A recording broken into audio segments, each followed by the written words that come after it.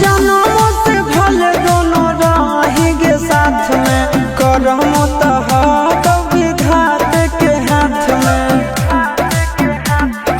कन्हैया से मिल जाते हमारा तो मंगल तियल कान के है आगे सोना, मंगल तियल कान के जोड़ी है बनावल भगवान के, दोष न है इंसान के है आगे सोना, दोष न है भगवान के, जोड़ी है बनावल भगवान के, दोष न है इंसान के है आगे सोना, दोष न है इंसान के।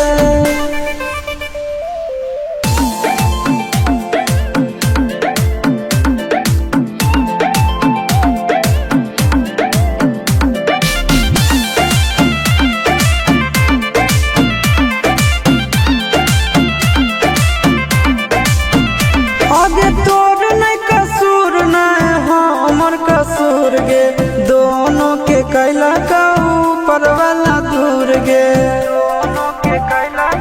ये सोना आगे तोर नहीं